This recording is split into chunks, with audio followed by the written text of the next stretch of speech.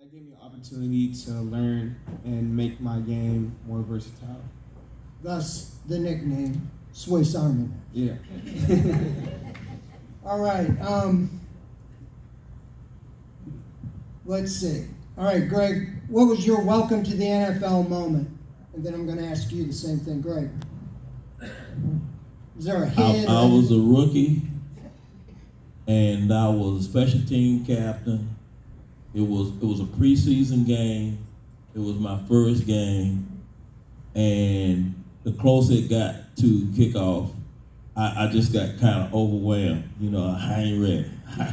I'm not ready.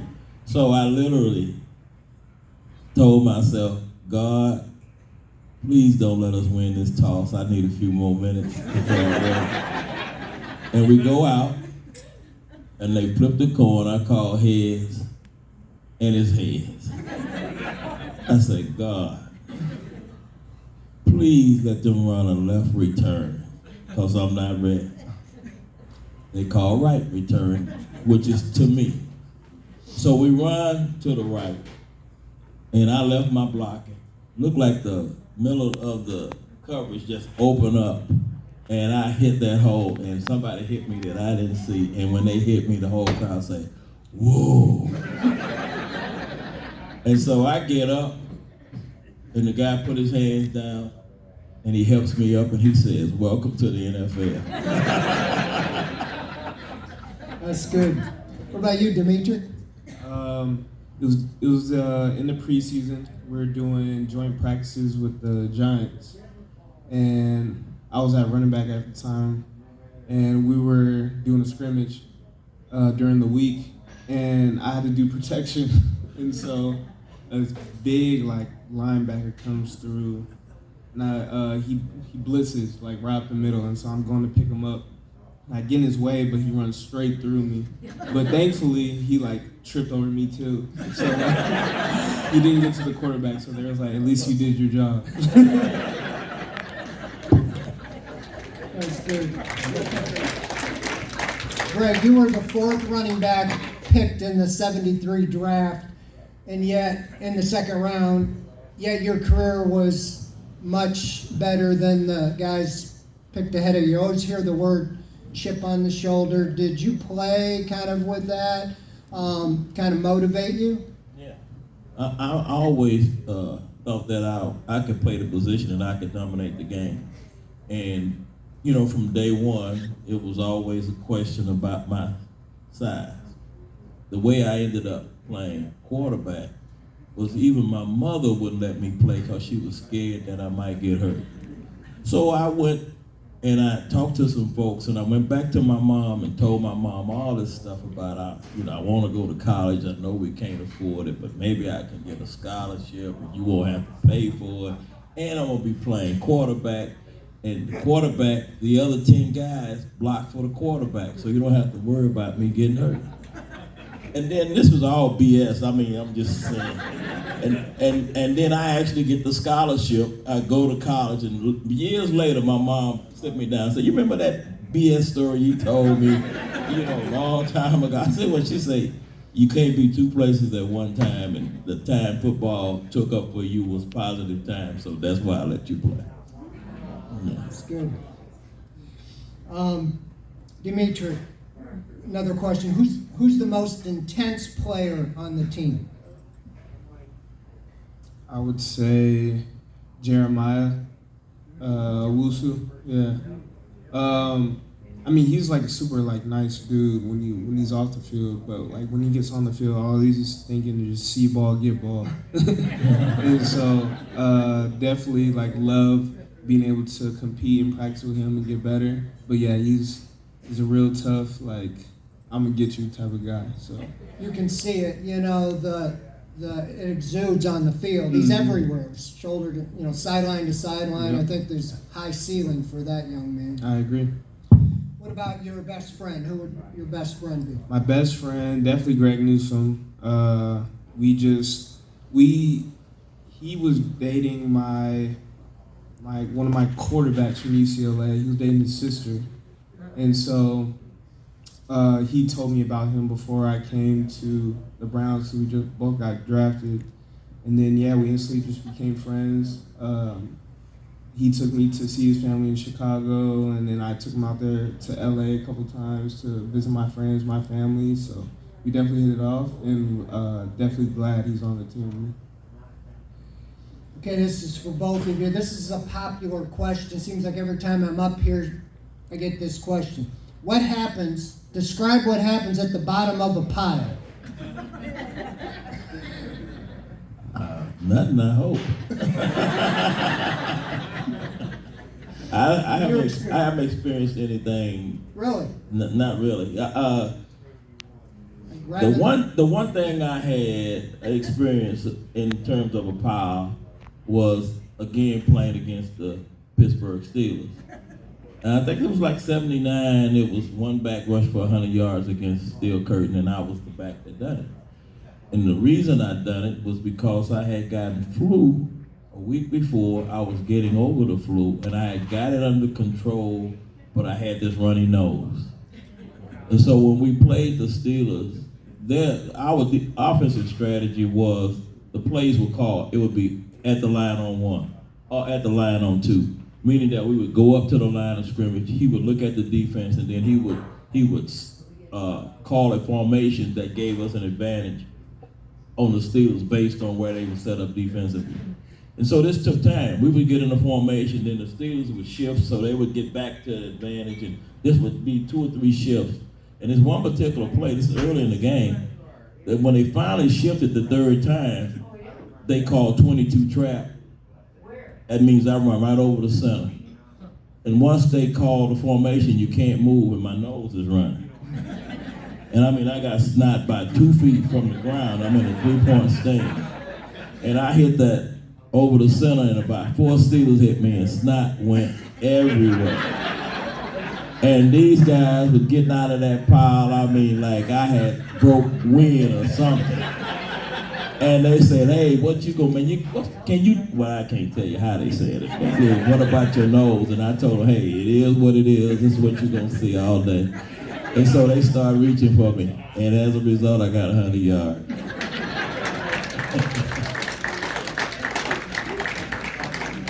Kevin? Okay. Okay, both of you quite prolific in punting returns. What is going through your mind as the ball's in the air when 11 guys are running full speed at you, and their job is all zeroing in on you? Well, the first thing is the punt return. You got to have a lot of confidence in your ability to catch the football. That can't be a question mark. And if it's not a question mark, now you can look at the coverage coming down. At the last minute, you can find the ball and catch it with your hands. Now, you said earlier in the introduction, when I was with the Oklahoma Sooners, we played Texas. In my first game as a punt returner, and I dropped the punt. Even though we recovered it, they fired me as a punt returner. So it kind of got in my head when I come to the Browns, and I'm out catching punts. If I'm gonna make the team, I'll make the team as special teams, and same thing, I'm missing, dropping a few punts, and one of the coaches looked at me and he picked up the ball I dropped and he threw it to me, and I caught the ball with my hands, and he said, how come you didn't make a pocket? I said, make a pocket? He said, when you catch punts, every time I look at you, you're out there trying to make a pocket, trying to get the ball to fall in your pocket. Use your hands. And that was the only adjustment that I had to make. Once I realized I could catch the ball with my hands, I never had another problem with catching punts. But sometimes it's so simple, you don't see it. Definitely just making sure you catch the ball.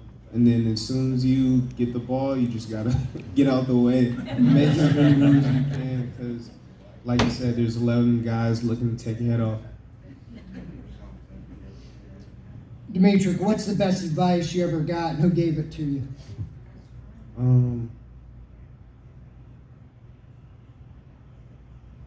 I think one thing that just like stuck in my head before I got to the Browns was when we were doing interviews with, it was like one of my first interviews with the Browns. I met with Mike Creefer, the special teams coach, And then he looked at me and he was like, "Are you ready to take a grown man's job?" And I was like, I never really thought of it that way. But it's really like you have to be ready to compete at all times. Like every day is an interview there when you're in the league, and it's all about what what you're offering the team. And so, just knowing that in the back of my head, just it makes me work hard. It makes me always think about what am I doing and putting myself in the right position to succeed.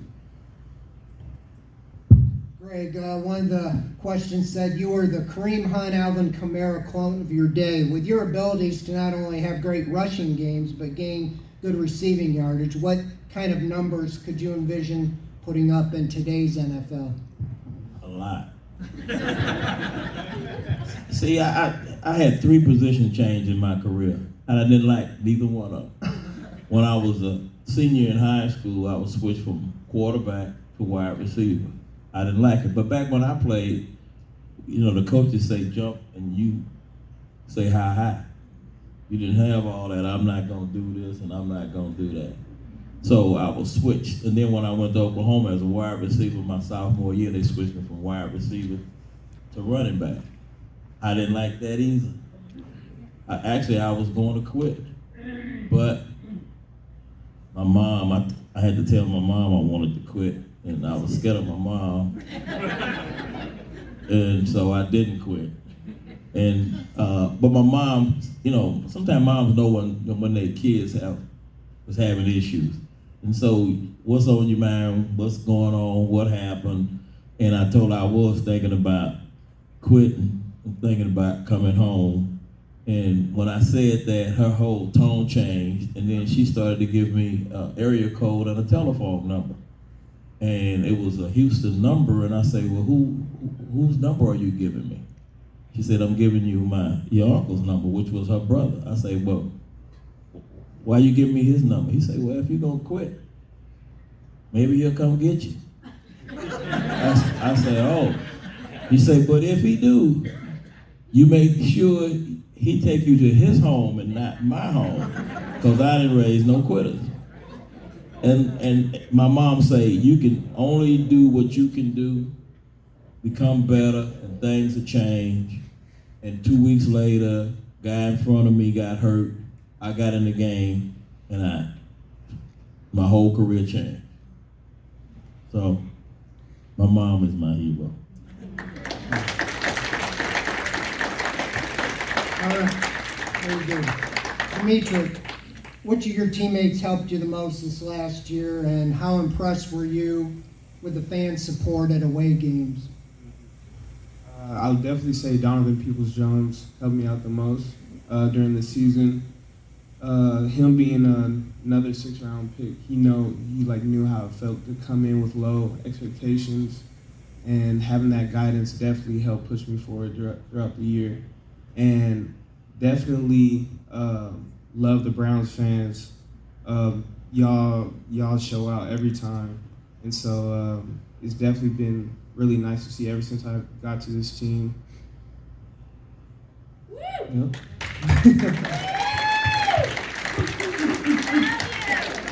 Greg, what's your funniest Browns memory? Quite a few of them, but I was one of my, you asked earlier, best friend, one of my best friends when I was with the Browns was Joe Turkey Jones. And Joe is kind of gullible sometimes, and you're all Cleveland Brown fans. You remember the game where Joe Turkey dumped Bradshaw on his head? That would be outlawed today, probably. Right, it'd be outlawed. He probably got some time, right. So we go in the locker room, and he's all fired up. I got him. He come over to me to get a high five, and I don't give him a high five. And he say, what's wrong? I say, Joe, I'm a little worried that I'm scared. In fact, I'm looking for the police to come in there any minute and arrest you for assault. He say, what? I said, man, that's way beyond football what you just did. I said, if I was you, I would go over to the Steeler locker room and check on the quarterback, pretend you care, and maybe they won't be so hard on you. He said, yo, you see, I said, Joe, I'm telling you. He said, all right, So he's taking. I said, you ain't got time to take your clothes off. Go over there now. So he goes over. About 15 minutes later, he comes back and he said, yeah, he all right. I said, damn, I thought you hit him harder than that.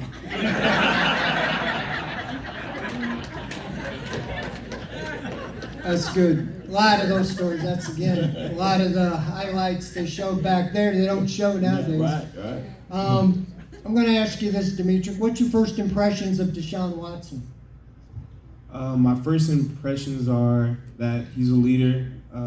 Definitely seems like a great guy. So far, I've only had 3 days with him, but seems like a really good dude. And he promised us a trip to the Bahamas, so he's a great guy.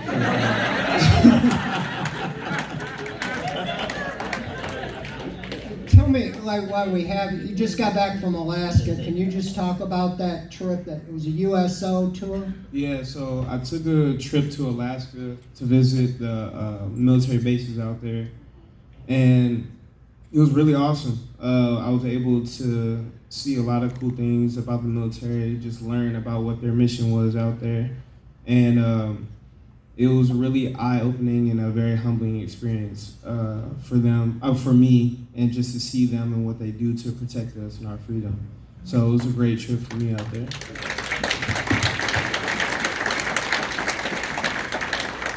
Now, I got a bunch of questions here that are supposed to be for me to answer, but these guys, are a little more important than I am. But I will throw one in here. One question, from a football-only perspective, what are some of the differences we will see from the offense going forward compared to the just completed season? And what is likely scheme-wise to remain the same, and how big was signing of Jacoby Brissett? I can't get into a lot of the schemes. I don't know that, like Demetric does. But from a football perspective, we talked to Kevin Stefanski this week. I asked him the question. They completely overhauled the skill set at the quarterback position. You got 3 quarterbacks they're all 3 bigger than what they had last year in the quarterback room, more athletic, mobile, and so although he didn't divulge any details, which we expected that he wouldn't, but I can't really. I'm looking forward to seeing in the preseason and I expect more run-pass options. You have the versatility, and you can do a little more. I think with the quarterback room, that's my perspective going into it. I felt it was an area they really needed, to get some added dimensions to it. And I think that Jacoby Brissett was a question here. I think that he also has the skill set that could step in injury, suspension, as well as Josh Dobbs. So you got 3 guys that have similar skill sets. So that's one of my questions. I'll get another one here. But as far as back to Greg, compare the amenities you had as a player to those the current players receive. Not counting the salary on a guy that had 3,000 yard. You just saw what Nick Chubb, upped, with his extension, and he's had 2 back-to-back Pro Bowl and 1,000 yards. So talk about some of the amenities, the difference between then and now. Well, we play for free, and the guys they play for money now. That's the biggest thing. I was a 2nd round pick, which was the 30th pick in the draft, and so I looked up what would the 30th pick in the draft get paid this year. It ruined my day. But and I also understand. When we play football, I think TV contracts was like $2 million, $1 million, something like that. Now it's $2 billion. So they have the money, and that's the game they play now. And in a way, I'm happy for the players because we really didn't get paid, and they didn't feel sorry for us, and the players don't feel sorry for the owners. They get either you got the money or you don't, or we'll go play somewhere else. But that's probably the biggest thing. I think money has dictated a lot of rule change. You know, quarterbacks get paid a lot of money, so quarterbacks are not going to endanger those quarterbacks, except for us last year, letting the quarterback play hurt after he got hurt. I've never understood. Well, I do kind of. I have my own opinion about what happened, but I'll say this, and every time I talk to folks about it, we talk about Baker. Some people like to change, some people don't. I understand it from a business standpoint, and I understand Baker's attitude. A lot of people say, "Why don't you just shut up, be nice?" Like the guy from Atlanta, he got paid. He didn't make no big beefs about it, but I said Baker was a Heisman Trophy winner. He didn't get to be the Heisman Trophy winner from his vote. Somebody else voted him the Heisman Trophy winner. He was the first round pick in the draft. Not because he picked himself as the first person in the draft. Somebody else picked him as the first person in the draft. So somebody out there other than Baker thinks Baker is a great player. So his attitude is he believes he's a great player. You can't get it done if you don't believe in yourself. So I can't fault him for believing in himself. Sometimes you make bad decisions. If you hurt, you hurt. It's a part of the game. Despite how much you not want to let your teammates down, you have to do the smart thing. If you're a detriment, you stay off the field, even if your thoughts or your efforts is somewhere else. But having said all of that, you talk about the amenities. We're talking about a guy that probably won't play with the Browns. We don't know where he's gonna play, but wherever he plays, even if he don't play, he gets $18 million. I played 12 years. I ain't nowhere close to $18 million if I played another 12 years. So that's what I feel.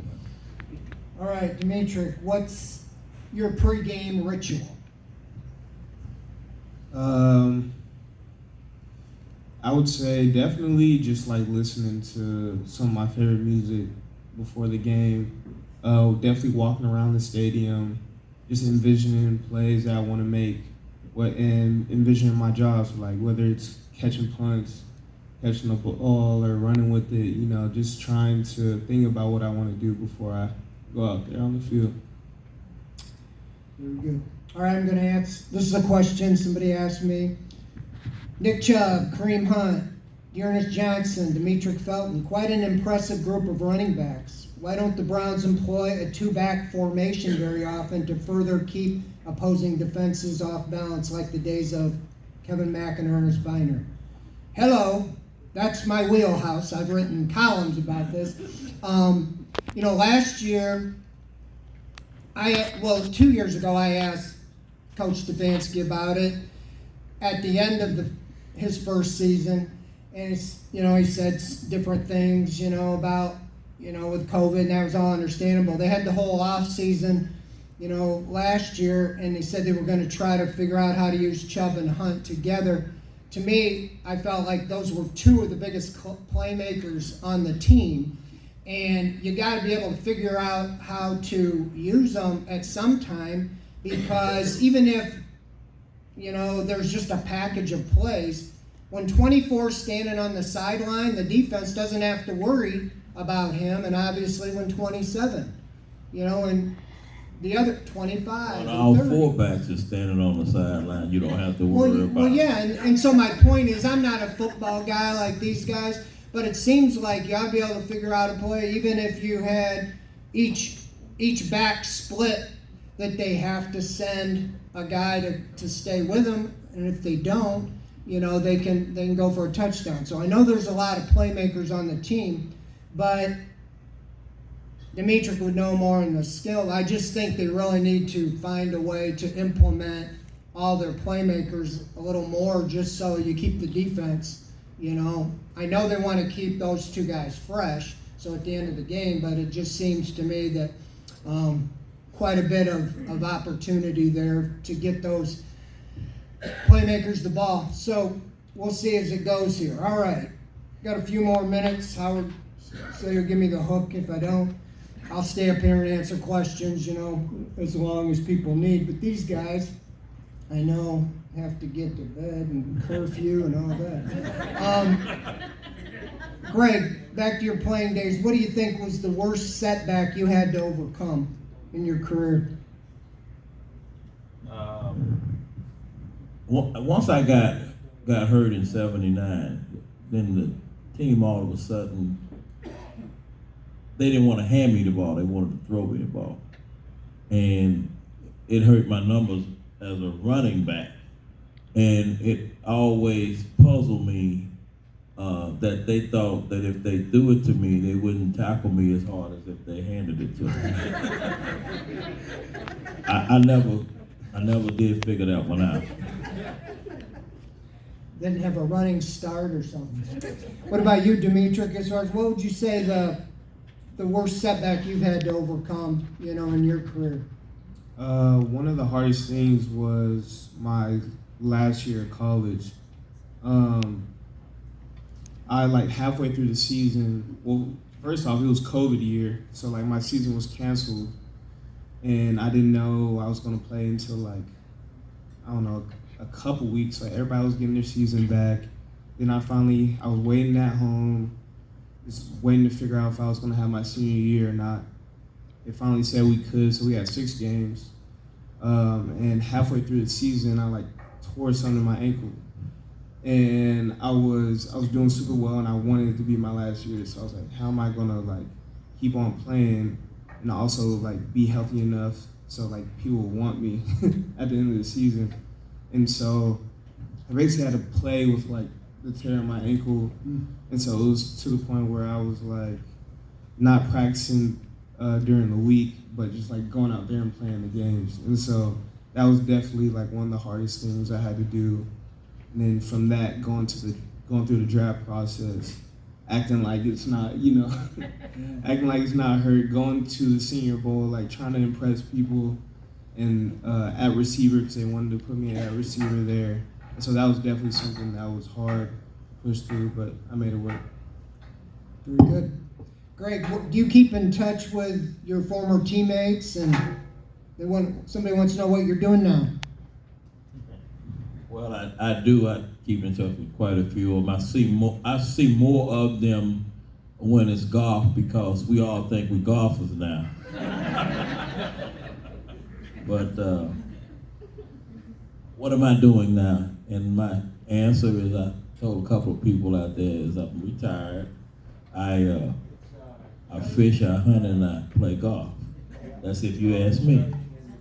If you ask my friends, they'll tell you I fish, I play golf, and I sleep in the woods. I can relate to that. And you're in the Cleveland area still? Cleveland area. I hunt a lot in Southern Ohio. Yeah, I skipped a trip today for down that way. Yep. Demetric, somebody wants to know, could you tell us what happens in the locker room at halftime?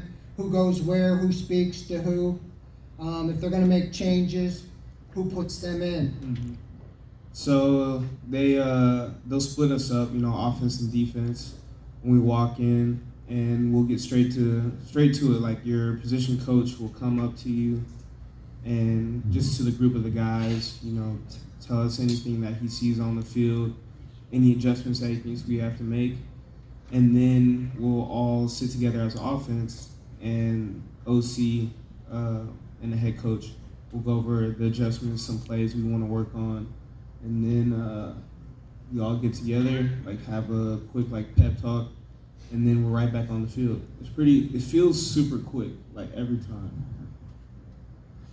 Greg, you've seen the schedules, practice now compared to when your days, were you guys 6 preseason games when you played? And then, I think it was 4. Yeah, there was a switch back in there, but they actually played themselves, into shape in the 6th preseason, if you can imagine that. But what do you see? How much longer do you think it would have extended your career if you had the no contact like they a lot do now in practice? I think the positive part of it is if you get through the physical, not getting hurt, you do get in better shape, I believe, by practicing longer. But I mean, when I played at Oklahoma, we practiced 3 times a day. So it's much different physically today than it was when we played. Probably the toughest time when I was with the Browns was when Forrest Gregg was there. That's the toughest camps, even in college. It was the toughest. He was so tough. He used to make us do ups and downs till we just fall out. And then guys, you know, human nature is not to commit suicide. You know? And so he would just preach. I promise you, you're gonna be in shape. I promise you, we'll never run out of gas. Down. I mean, it was like over and over. And when he turned his back, guys would quit doing it. So he had a guy film the ups and downs. So we go in for a meeting and they turn the lights off and turn the camera on. You know, we getting ready. They're going to look at the upcoming team, and it's looked like this homemade video. You know, so all of a sudden everybody recognize it's the guy on the tower in the camp, and he's watching these guys. When he turns, they don't go up. So now they got to do the ups and downs, and now they got to run about 3 miles as a punishment for doing it. Well, sounds like fun. Yeah. You talked about the Browns-Steelers rivalry when you played. You know, I talked to Doug Deacon, a lot of the former guys, and they didn't like those guys, you know, on the other team. It's a different, now, do you think the current players get it, the rivalry, or is it because they move from team to team so much that it's not? I think because guys don't stay at one place long enough, they don't really learn the tradition of that team. And, you know, well, my rookie year, I found out real fast they didn't like each other. All right. What are you doing, Demetric? What's the offense, or what do you do when the defense is on the field? I just we'll make like adjustments sometimes. They have this really cool, like, it's like an iPad, and they'll have the whole drive on there and like pictures and videos of it, so you can watch yourself like right after you come off the field and just see like things that you need to do good or whatnot. But other than that, I just sit back and watch the defense and cheer them on and make sure I'm tuned into the game, because in a couple downs it's gonna be third down, and then I have to get ready for punt return. So always just trying to stay locked in. All right. You know, we always get this question that way too early. We're in April. Greg, put you on the spot. What do you think the record will be this year on April 23rd? Well, there's a couple things that the Browns have to, not like any other team, have to get lucky that key people don't get hurt. But I think I've always said you're only as good as the 11 people you put out on the football field. So I think we got 11 on defense and 11 on offense. That's pretty good. If we can keep them healthy, I expect them to make the playoffs. And I have a different approach. When I went to the Raiders didn't care what your record was during the season. They always say it's 0-0. Loser goes home. So you can be 11-0 and lose your first playoff game. You get to go home, and that was what they emphasized. So I think, first of all, is making the playoffs, and I think the Browns is good enough to make the playoffs, even though the AFC has changed. There's a lot of competition in, we call it the Central. Now it's the, what is it called, North? AFC North. AFC North. But I think we made some good additions to the Browns this year, and I think it was needed because Cincinnati got better too. I don't know if put you on the spot, if you want to give somebody asked that to you, Demetric, or you can pass. Yeah, I mean, I definitely think that we make the playoffs and that we have a great season this year. And so, you know, we're all back. You know, most of us are all back, and we're all working hard to reach that goal. And I can really see that happening based off of who we have on both sides of the ball. Very good. I mean, I'll weigh in my thoughts on this. I've been covering the team a long time. Last year, I felt was the best, and I wrote this, the best roster I ever covered. And I think they've improved it even more on the football field this year. And I wrote a column, 6 steps to get them to the playoffs. Not that Andrew Berry follows, but I've done that the last several years. And this year, my number one was figure out the quarterback, whether it was because of his injury or you felt like you can upgrade, and we all know what happened there. I feel like on the football field that was a tremendous move to add Deshaun Watson. The second one was wide receiver, to get a top of the chart wide receiver, and Andrew Berry preempted the free agency. I think it was brilliant to make a trade for a 5th round pick to get Amari Cooper, a 4-time Pro Bowl. Those two moves added on to what they had last year. I mean, injuries in this league is important, but they now have more depth, and they have an area or two to work on, and I think you'll see that addressed. But I don't know. Last year we have 10 or 12 people on our staff, and all of us submitted our independent predictions, and everyone to the man had the team 12-5. And I didn't think that was really, going over the top with it, and we all know what happened. But as bad as last season turned out, they were only 1 game away from making the playoffs.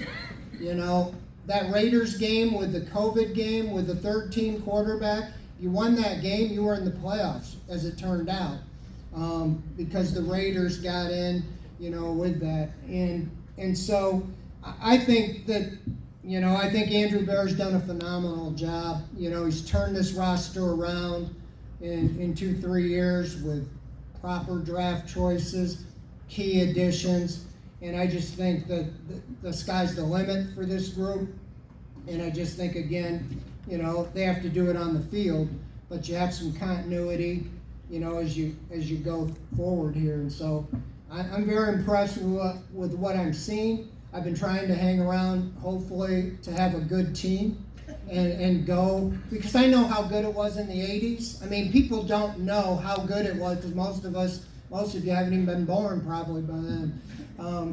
It's been so long. My son, who's going to be 40 this summer, said, "Dad, why am I a Browns fan?" He asked me this a few years ago because he never saw them win.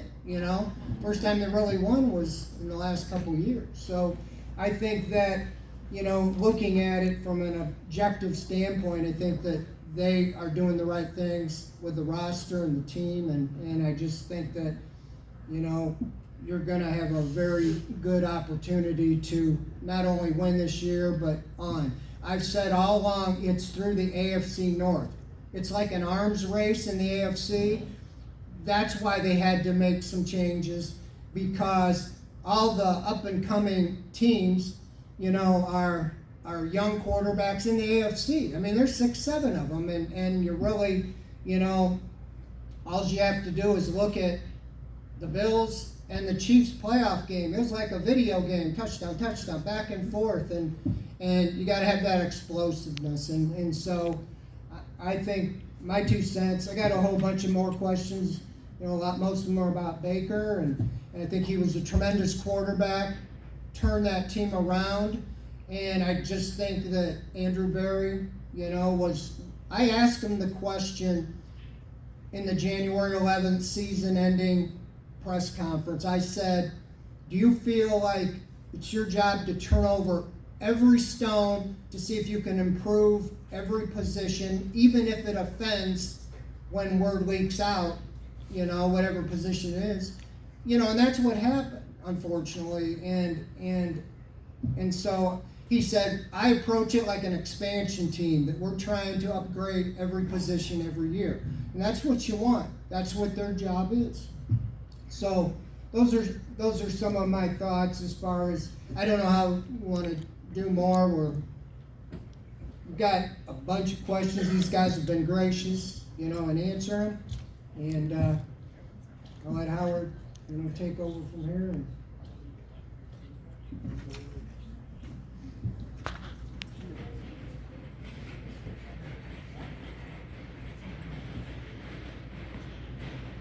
All right, thanks, Fred. Didn't he do a great job? And how about a nice round of applause for our guest, Demetric Felton? Rick Pruitt? If you've got a 2023 calendar, next year will be April 22nd of 2023. So again, thanks everyone for your terrific support. We'll hope to see you again next year. Thank you, Howard.